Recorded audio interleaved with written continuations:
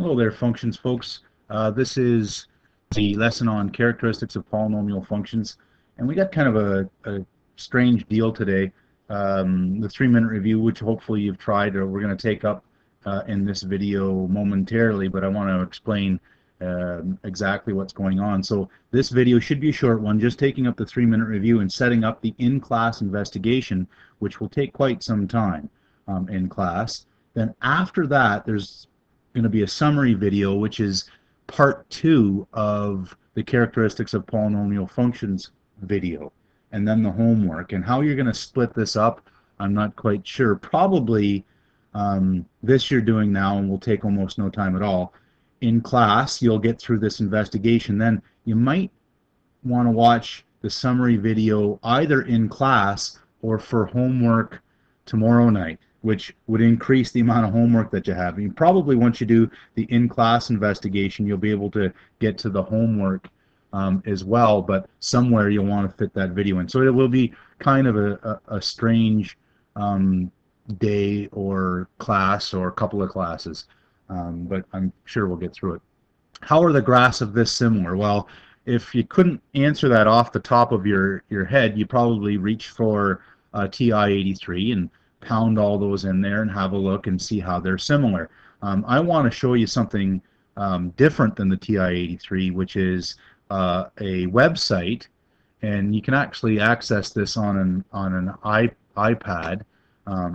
It's called the Desmos, www.desmos.com, and you go there, and there's kind of an introductory screen, but you just hit launch calculator, and then it's pretty slick.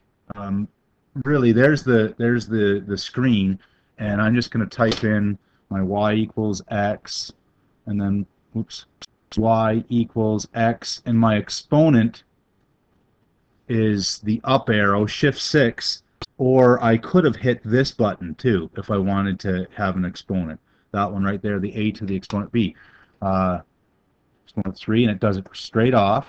Y equals x to the exponent 5, y equals x to the exponent 7, and there's lots of ways that these are similar. In fact, and what's pretty cool about this, if you click on them, it'll highlight which graph that you've got.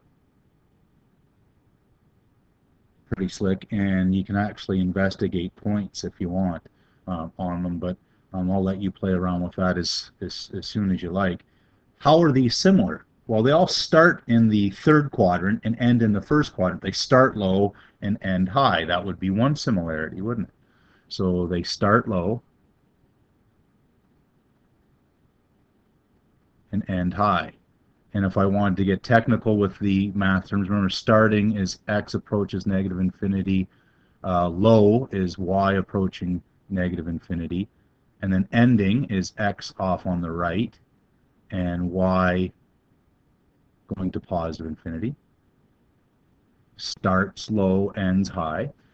What else? Well, we could see that they all go through the points -1, -1, 0, 0, 1, 1. That could be a similarity that you'd list.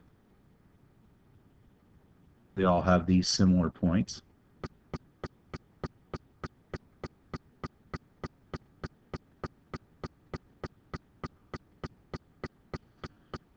They're all also, they're odd, aren't they?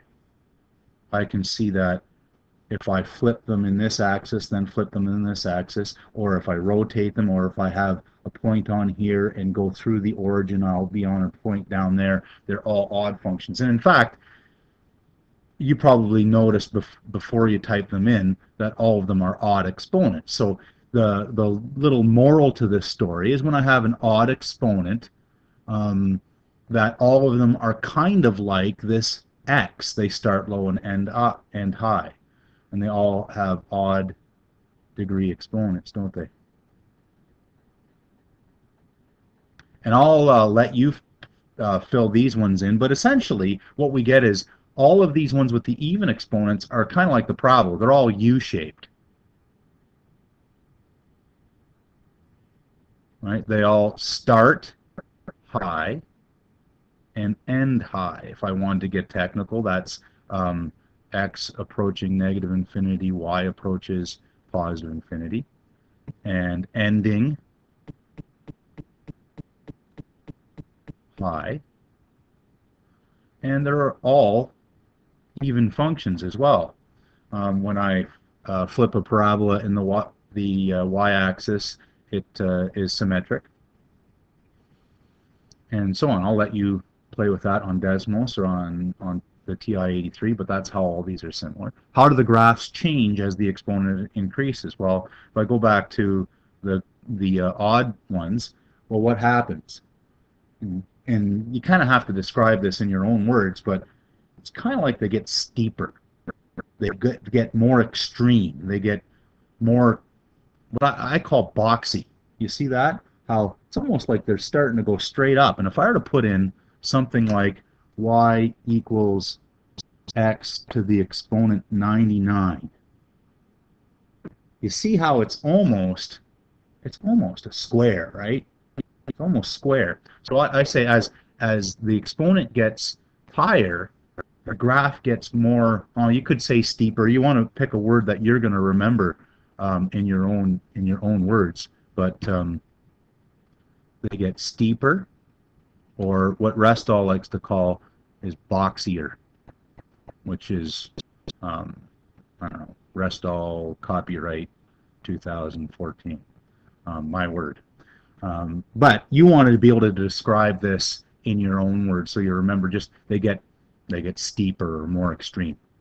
And this is new, right? These ideas of these exponents is kind of a new characteristic of polynomial functions, and that's what we're talking about today, characteristics of polynomial functions. And for the most part, oh yeah, that's one of our first things from yesterday, the idea of the differences. And if you didn't get that yesterday, well, there's another chance for you to have a look at it.